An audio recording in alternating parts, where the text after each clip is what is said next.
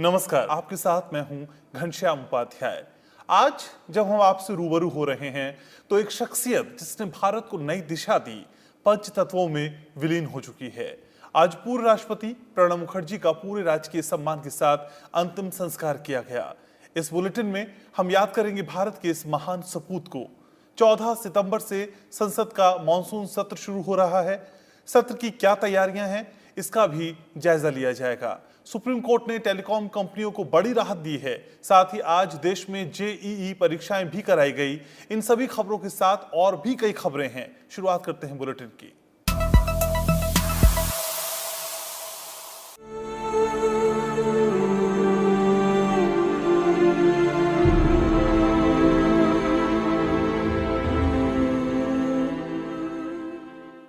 पूर्व राष्ट्रपति प्रणब मुखर्जी का आज पूरे राजकीय सम्मान के साथ लोधी रोड स्थित शमशान घाट में अंतिम संस्कार कर दिया गया। इस दौरान कोरोना वायरस से जुड़े दिशा निर्देशों का भी पालन किया गया।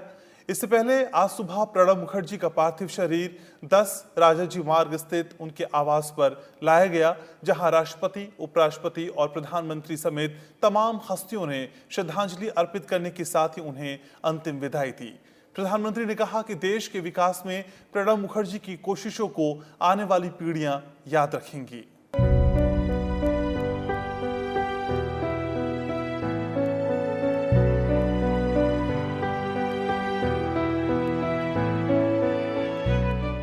पूर्व राष्ट्रपति भारत रत्न प्रणब मुखर्जी का शरीर पंच तत्वों में विलीन हो गया। मंगलवार दोपहर दिल्ली के लोधी रोड विद्युत शवदाह गृह में पूरे राजकीय सम्मान के साथ उन्हें अंतिम विदाई दी गई। उनके बेटे अभिजीत मुखर्जी ने उनका अंतिम संस्कार किया। परिजनों और रिश्तेदारों ने कोविड-19 से बचाव के दिशा निर्देशों के अनुरूप पीपीई किट में प्रणब मुखर्जी को अंतिम विदाई दी।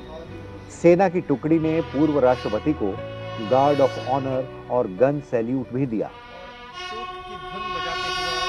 भारतीय सेना के बिगुल वादक और सैनिकों के वस्त्र हैं वो नीचे हो चुके हैं। सम्मान में सलामी और एक तोप की सलामी जो है वो इस समय दी जा रही है पूर्व राष्ट्रपति प्रणब मुखर्जी को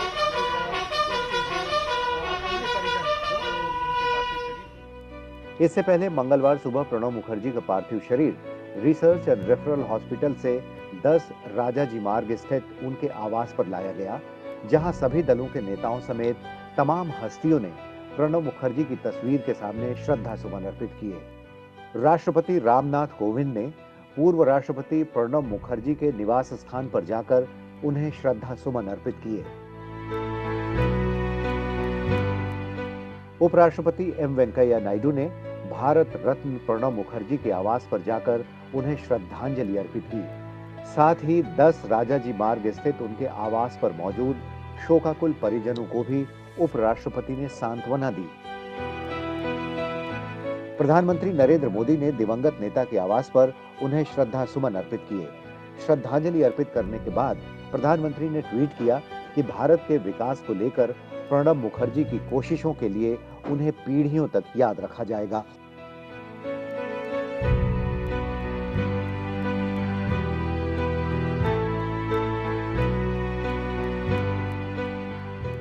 लोकसभा अध्यक्ष ओम बिरला के अलावा रक्षा मंत्री राजनाथ सिंह, वित्त मंत्री निर्मला सीतारमण समेत कई केंद्रीय मंत्रियों ने पूर्व राष्ट्रपति प्रणब मुखर्जी को श्रद्धांजलि दी। श्रद्धांजलि अर्पित करने वालों में सीडीएस जनरल विपिन रावत, थल सेना अध्यक्ष जनरल एमएम नरवणे, वायुसेना प्रमुख आरकेएस भदौरिया और नौसेना प्रमुख करमबीर सिंह भी शामिल थे। पूर्व राष्ट्रपति प्रणब मुखर्जी को अंतिम विदाई देने के लिए हर पार्टी के नेता पहुंचे। बीजेपी अध्यक्ष जेपी नड्डा, कांग्रेस नेता राहुल गांधी, अधीर रंजन चौधरी, गुलाम नबी आजाद और भारतीय कम्युनिस्ट पार्टी के महासचिव डी राजा ने भी पूर्व राष्ट्रपति को श्रद्धांजलि दी। पूर्व राष्ट्रपति और भारत रत्न प्रणब मुखर्जी को अंतिम विदाई देने राष्ट्रीय स्वयंसेवक संघ के प्रमुख मोहन भागवत भी पहुंचे और उन्होंने पूर्व राष्ट्रपति को श्रद्धांजलि दी। सोमवार को 84 वर्ष की उम्र में प्रणब मुखर्जी का लंबी बीमारी के बाद निधन हो गया था। वो बीते 10 अगस्त से सेना के रिसर्च एंड रेफरल अस्पताल में भर्ती थे। केंद्र सरकार ने पूर्व राष्ट्रपति के निधन पर 31 अगस्त से 6 सितंबर तक 7 दिन के राष्ट्रीय शोक की घोषणा की है। केंद्रीय कैबिनेट ने भी 2 मिनट का मौन रखकर पूर्व राष्ट्रपति के निधन पर शोक व्यक्त करते हुए उन्हें श्रद्धांजलि अर्पित की है। संसद भवन परिसर में आज 2 अहम संसदीय समितियों की बैठक में पूर्व राष्ट्रपति और भारत रत्न प्रणब मुखर्जी को श्रद्धांजलि दी गई। बीजेपी सांसद मीनाक्षी लेखी की अध्यक्षता में हुई पर्सनल डाटा प्रोटेक्शन विधेयक 2019 संबंधी संयुक्त समिति की बैठक में आज रिजर्व बैंक ऑफ इंडिया के प्रतिनिधियों का साक्ष्य होना था, लेकिन समिति ने पूर्व राष्ट्रपति को श्रद्धांजलि देकर उनके सम्मान में बैठक स्थगित कर दी। संसदीय सौंध में आईटी संबंधी स्थायी समिति ने भी बैठक कर पूर्व राष्ट्रपति को श्रद्धांजलि दी। पूर्व राष्ट्रपति प्रणब मुखर्जी 1969 में पहली बार उच्च सदन के सदस्य बने थे। वो 5 बार राज्यसभा और 2 बार लोकसभा में चुने गए। राष्ट्रपति बनने से पहले जुलाई 2012 तक दोनों सदनों में नेता सदन से लेकर तमाम भूमिकाओं में वो रहे। वो देश के पहले ऐसे राष्ट्रपति थे जिनके पास सबसे अधिक संसदीय अनुभव था और बेहद अहम संसदीय समितियों के अध्यक्ष भी रहे। वित्त मंत्री, विदेश मंत्री, रक्षा मंत्री, वाणिज्य मंत्री, देश के पूर्व राष्ट्रपति, इतनी बड़ी शख्सियत के लिए लोगों की जबान पर एक ही नाम आता है, प्रणब दा। जो उनसे मिला बस उन्हीं का कायल हो गया। राजनीति में रहने के बाद भी शायद कम ही लोग होते हैं जिन्हें पक्ष और विपक्ष दोनों का सम्मान और प्यार मिलता है। दल, समाज, राज्य और भाषा से ऊपर रहने वाले प्रणब दा आज हमारे बीच नहीं हैं, लेकिन उनका मुस्कुराता चेहरा अंधेरे में भी राह दिखाता रहेगा।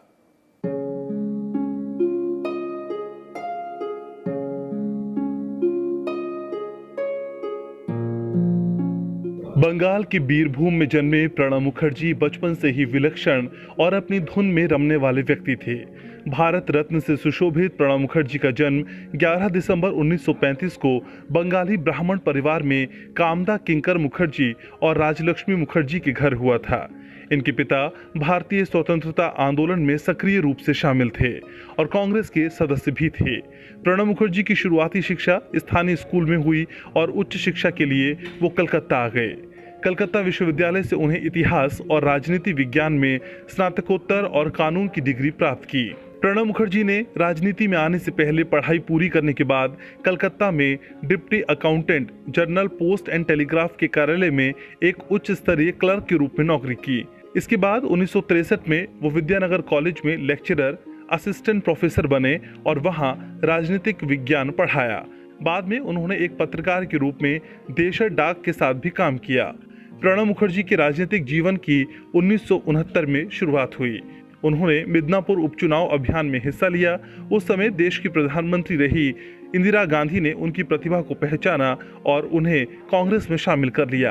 अपनी मेहनत और लगन से प्रणब मुखर्जी ने बंगाल में कांग्रेस के लिए जमीन तैयार करने की पहल की और इस वजह से 1969 में ही सिर्फ 35 साल की उम्र में वो राज्यसभा के सदस्य बन गए और इसके बाद 1975, 1981, 1993 और 1999 में राज्यसभा सदस्य चुने गए। इस तरह से वो 5 बार राज्यसभा सदस्य रहे। प्रणब मुखर्जी कांग्रेस के जुझारू नौजवान नेता और इंदिरा गांधी के विश्वास पात्र नेता के तौर पर पहचाने जाने लगे। साल 1979 में वो राज्यसभा में कांग्रेस के उप नेता बने और 1980 में सदन के नेता नियुक्त किए गए। इंदिरा गांधी के प्रधानमंत्री के कार्यकाल के दौरान प्रणब दा ने 1982 से 1984 तक वित्त मंत्री के रूप में देश की आर्थिक स्थिति को मजबूत करने की दिशा में काम किया।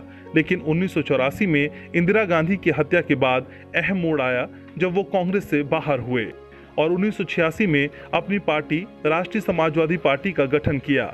हालांकि कांग्रेस से ये दूरी ज्यादा दिन तक नहीं रही और 1989 में अपनी पार्टी का विलय उन्होंने कांग्रेस में कर दोबारा पार्टी के लिए काम शुरू किया। 1991 में पीवी नरसिम्हा राव ने उन्हें योजना आयोग का उपाध्यक्ष नियुक्त किया। 1995 में उन्हें कैबिनेट में शामिल करते हुए विदेश मंत्री बनाया गया। प्रणब मुखर्जी ने 2004 से 2012 तक संसद के निचले सदन के नेता के रूप में कार्य किया। उनके पास कई वर्षों का कूटनीतिक अनुभव भी है। इसके अलावा प्रणब मुखर्जी 1980 के दशक से 2012 तक IMF, विश्व बैंक, एशियाई विकास बैंक और अफ्रीकी विकास बैंक के बोर्ड ऑफ गवर्नेंस में शामिल रहे। 1982, 1983 और 1984 में कॉमनवेल्थ वित्त मंत्रियों के सम्मेलन में भारतीय प्रतिनिधि मंडल का नेतृत्व भी किया और वो कांग्रेस संसदीय दल और कांग्रेस विधान दल के मुखिया भी रहे। उन्होंने भारत सरकार के कई अहम मंत्रालयों की जिम्मेदारी संभाली।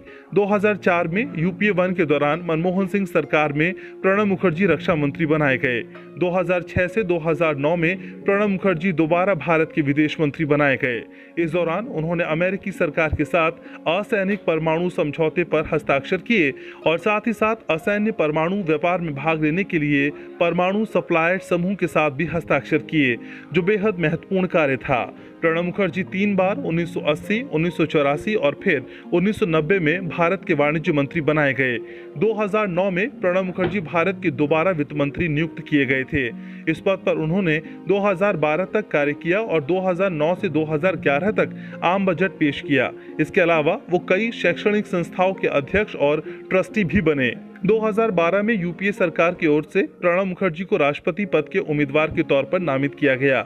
उन्होंने राष्ट्रपति के चुनाव में पीए संगमा को 70% वोटों से हराते हुए चुनाव जीता।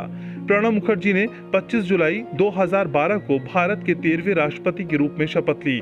प्रणब मुखर्जी ने राष्ट्रपति के पास आने वाली दया याचिकाओं में से 7 याचिकाओं को रद्द किया था, जिसमें आतंकवादी अजमल कसाब की फांसी की सजा को माफ करने की याचिका भी थी। प्रणब मुखर्जी एक प्रसिद्ध लेखक भी थे। उन्होंने 1969 में मिड टर्म पोल, 1984 में beyond survival, emerging dimensions of Indian economy, 1987 में ऑफ द ट्रैक, 1992 में saga of struggle and sacrifice एवं चैलेंजेस बिफोर द नेशन और 2014 में the dramatic decade, the days of Indira Gandhi years जैसी पुस्तकों का लेखन किया। 1997 में सर्वश्रेष्ठ सांसद के पुरस्कार से सम्मानित प्रणब मुखर्जी को कई राष्ट्रीय और अंतर्राष्ट्रीय सम्मानों से नवाजा गया, जिसमें 2008 में पद्म विभूषण शामिल था। 8 अगस्त 2019 को राष्ट्रपति रामनाथ कोविंद ने देश के पूर्व राष्ट्रपति प्रणब मुखर्जी को भारत रत्न से सम्मानित किया। प्रणब मुखर्जी की अनेक उपलब्धि आने वाली पीढ़ियों के लिए हमेशा प्रेरणा का स्रोत रहेगी। साथ ही देश के लिए उनका अभूतपूर्व योगदान हमेशा याद किया जाएगा।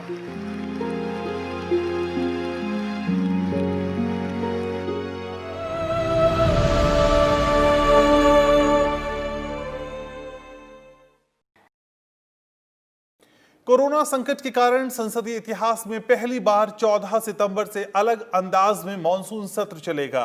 राष्ट्रपति रामनाथ कोविंद ने संसद के दोनों सदनों की बैठकें 14 सितंबर से आहूत की हैं।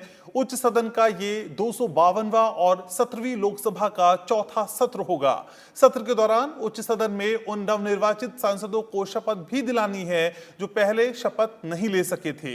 राज्यसभा उपसभापति का चुनाव भी होना है। साथ ही सरकार कई अहम विधेयकों को पारित कराने के साथ ही अध्यादेशों का भविष्य भी तय करना चाहती है। आने वाले एक सप्ताह में पूरी तस्वीर साफ हो सकेगी।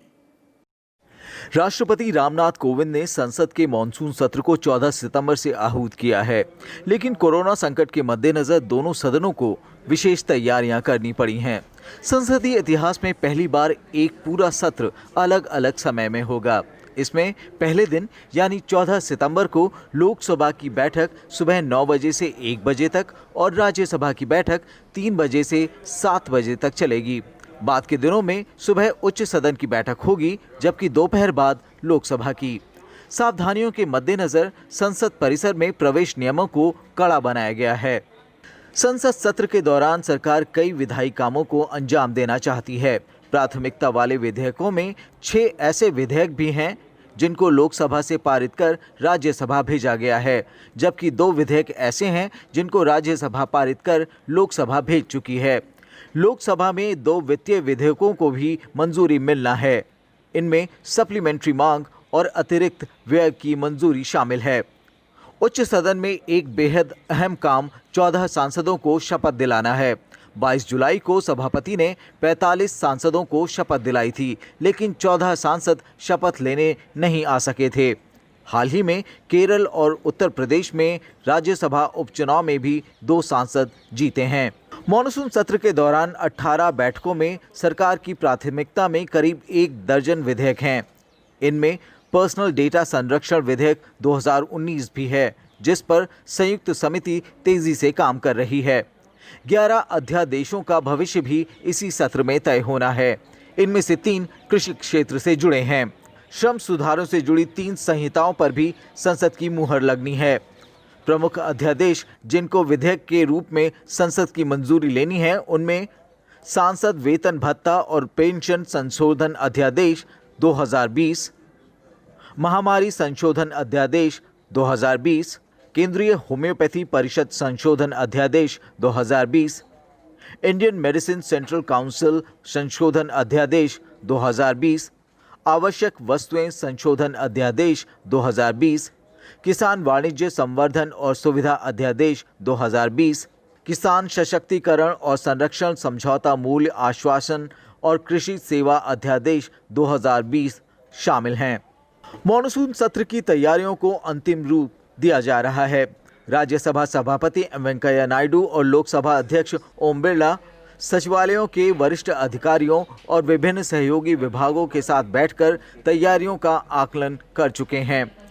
सत्र की शुरुआत से पहले सभी सांसदों की कोरोना जांच के साथ अधिकारियों, मीडिया प्रतिनिधियों और लोकसभा राज्यसभा सचिवालय के कर्मचारियों सहित संसद भवन परिसर में अन्य सहयोगी विभागों के लोगों को कोरोना जांच करानी होगी। सत्र के दौरान उच्च सदन के सदस्यों को दोनों सदनों और दीर्घाओं में बैठाया जाएगा। राज्यसभा चेंबर में बड़ी डिस्प्ले स्क्रीन, दीर्घाओं में ऑडियो कंसोल, संचार माध्यम के लिए दोनों सदनों को जोड़ने वाले विशेष केबल समेत कई अन्य तरह के इंतजाम भी किए गए हैं।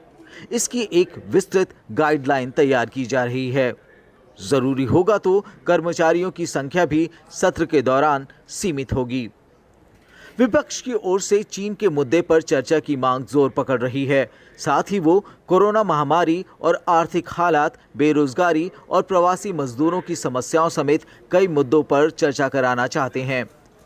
लेकिन सर्वदलीय बैठक में इसका खुलासा होगा कि वास्तव में कितने विधायी मामलों को सरकार आगे रखेगी और कितनी चर्चाओं को कराया जा सकेगा, क्योंकि 18 बैठकों में काफी सावधानी के बीच भारी भरकम कामकाज प्रस्तावित है।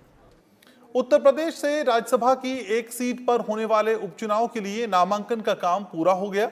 बीजेपी ने पार्टी के राष्ट्रीय प्रवक्ता सैयद जफर इस्लाम को इस सीट पर उम्मीदवार बनाया है। शनिवार को सैयद जफर इस्लाम का नामांकन पत्र दाखिल किया जा चुका है।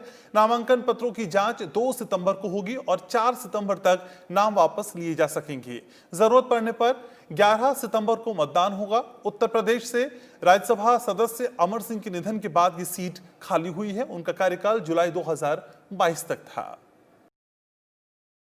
देश भर में कोविड-19 से स्वस्थ होने की दर में और सुधार हुआ है। बीते 24 घंटे में 65,000 से ज्यादा लोग कोरोना को मात देकर ठीक हो गए हैं। अब देश में 28 लाख से अधिक लोग स्वस्थ हो चुके हैं, जिसके चलते रिकवरी रेट 77% के करीब पहुंच गया है। देश में इस समय केवल 21.29% मरीजों का इलाज चल रहा है। देश में कोविड-19 के करीब 70,000 नए मामले सामने आए हैं। अब तक 36,91,000 से अधिक मामले पहचान में आ चुके हैं। टेस्ट, ट्रैक एंड ट्रीट की रणनीति के प्रभावी क्रियान्वयन से मृत्यु दर कम हुई है और ये 1.77% हो गई है। केंद्रीय स्वास्थ्य मंत्रालय की ओर से जारी आंकड़ों के मुताबिक पिछले 24 घंटों में देश में 69,000 से अधिक नए केसेस आए हैं। अब तक देश में 36,91,000 से ज्यादा कोरोना के मामले सामने आ चुके हैं। वहीं बीते एक दिन में 65,000 से अधिक मरीज ठीक हुए हैं। अब तक 28,39,000 से अधिक मरीज ठीक हो चुके हैं। वहीं 7,85,000 से ज्यादा सक्रिय मामले हैं। कोरोना से पिछले 24 घंटों में 819 लोगों की मौत हुई है, जिसके बाद इस बीमारी से मरने वालों की संख्या 65,000 के पार हो गई है। देश में कोरोना से मरने वालों की दर 1.77% है। सोमवार को देश में 10 लाख से अधिक कोरोना के टेस्ट किए गए हैं। अब तक 4,33,00,000 से अधिक टेस्ट किए जा चुके हैं। पिछले 6 महीने में कोरोना के मामलों की रफ्तार और इससे होने वाली मौतों के आंकड़ों को देखें तो मार्च में कोरोना के करीब 1400 मामले आए थे। इस दौरान 35 लोगों की जान गई थी। अप्रैल में 33,000 से अधिक मामले आए थे और 1,000 से अधिक लोगों की जान गई। मई में 1.5 लाख से अधिक मामले आए और 4,000 से अधिक लोगों की कोरोना वायरस से मौत हुई। जून महीने में देश भर में करीब 4 लाख मामले आए और 12,000 से ज़्यादा लोगों की मौत इलाज के दौरान हुई। जुलाई में 11 लाख से ज्यादा केस और 19,000 से अधिक लोगों की जान इस वायरस से गई। अगस्त में सबसे ज्यादा 20 लाख मामले आए और 28,000 से ज्यादा लोगों की मौत हुई। केंद्र सरकार की ओर से जारी अनलॉक 4 के दिशा निर्देश आज से लागू हो गए हैं। अनलॉक 4 के नियम लागू होने के बाद कर्नाटक, हरियाणा, पंजाब, तमिलनाडु समेत कई राज्यों ने अपने यहां लॉकडाउन और पाबंदियों में और छूट दी है। 1 सितंबर से लागू अनलॉक 4 में कई रियायतें दी गई हैं। 7 सितंबर से मेट्रो सेवाएं फिर से शुरू होंगी। इस महीने की 21 तारीख से 100 लोगों तक की भागीदारी के साथ धार्मिक, राजनीतिक, सामाजिक और खेल संबंधी आयोजनों को भी मंजूरी दी गई है। हालांकि स्कूल और कॉलेज 30 सितंबर तक बंद रहेंगे।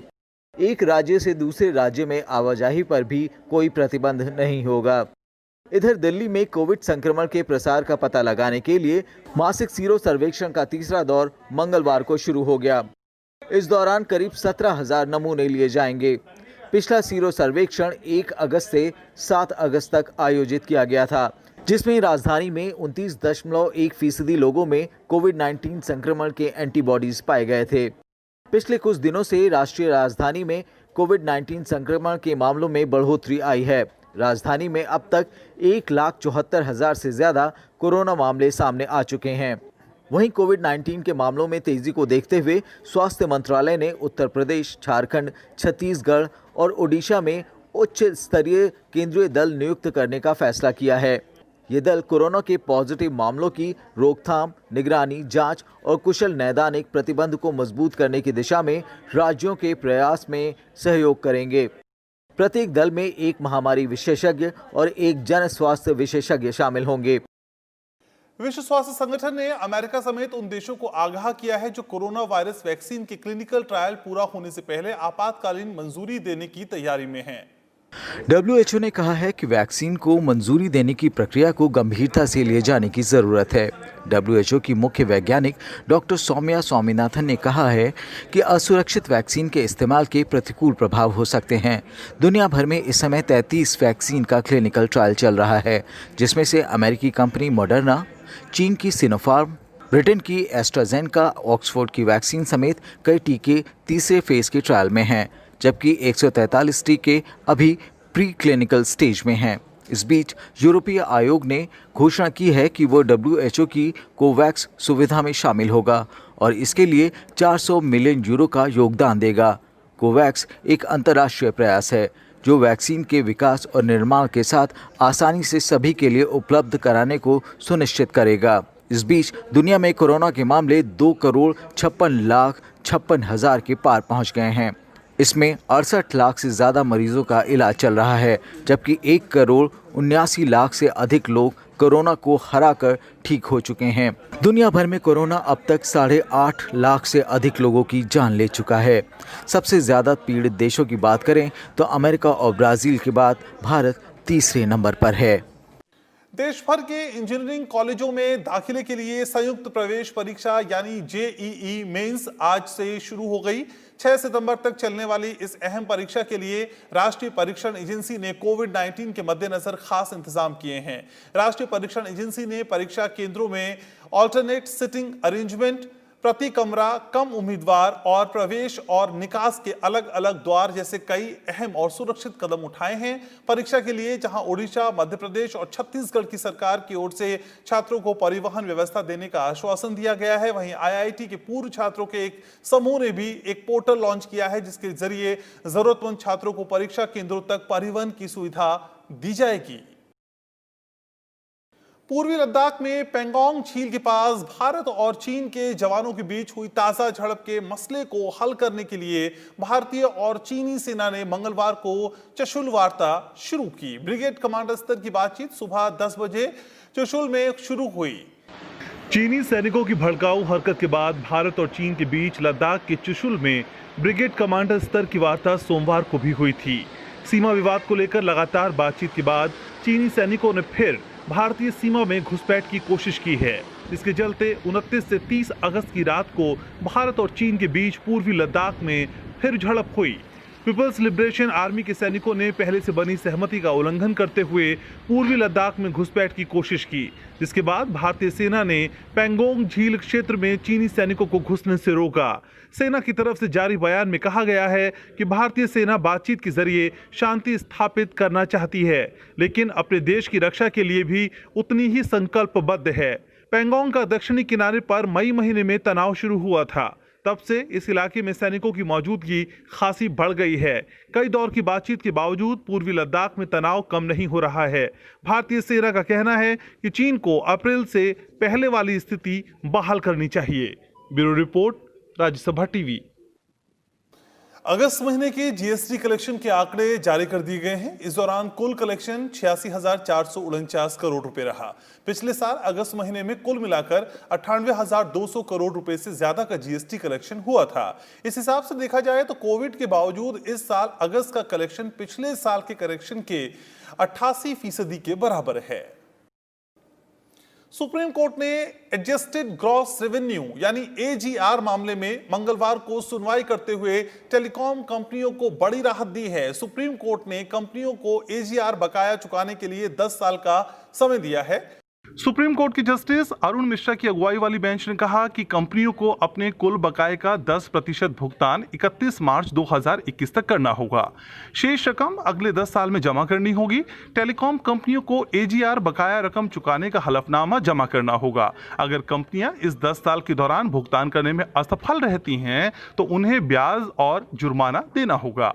आपको बता दें कि ज्यादातर कंपनियां 10% भुगतान पहले ही कर चुकी हैं। सुप्रीम कोर्ट के इस आदेश से Vodafone, Idea, Bharti Airtel, Tata Teleservices जैसी दूरसंचार कंपनियों को समायोजित सकल राजस्व से संबंधित बकाया चुकाने में बड़ी राहत मिली है। आज से आयातित खिलौने को अनिवार्य गुणवत्ता जांच के बाद ही भारत के बाजार में प्रवेश मिल सकेगा। सरकार ने 1 सितंबर से खिलौनों को लेकर QOC यानी क्वालिटी कंट्रोल ऑर्डर लागू कर दिया है। विदेशों से लाए गए खिलौने की खेप का नमूना लेने और गुणवत्ता जांच करने के लिए प्रमुख बंदरगाहों पर BIS के कर्मचारियों को तैनात किया गया है। अगर क्वालिटी के पैमाने पर ये खिलौने खरे नहीं उतरते हैं तो इन्हें भारतीय बाजार में आने से रोक दिया जाएगा। फिलहाल देश में 65% से ज्यादा प्लास्टिक खिलौने चीन से आयात किए जाते हैं। भारत सरकार स्टील, रसायन, इलेक्ट्रॉनिक सामान और भारी मशीनरी समेत कई चीजों के लिए QCS बनने की तैयारी में जुट गई है।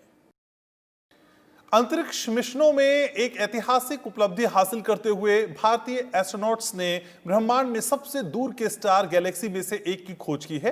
केंद्रीय राज्य मंत्री डॉक्टर जितेंद्र सिंह ने आज ये जानकारी साझा करते हुए कहा, यह गर्व की बात है कि भारत की पहली multi wavelength space observatory astronaut ने पृथ्वी से 9.3 बिलियन प्रकाश वर्ष दूर एक गैलेक्सी से यूवी प्रकाश का पता लगाया है।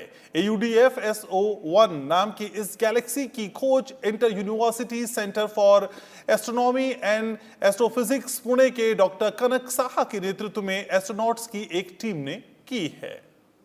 तो इन तमाम खबरों के साथ इस बुलेटिन में फिलहाल के लिए मेरे साथ इतना ही। नमस्कार।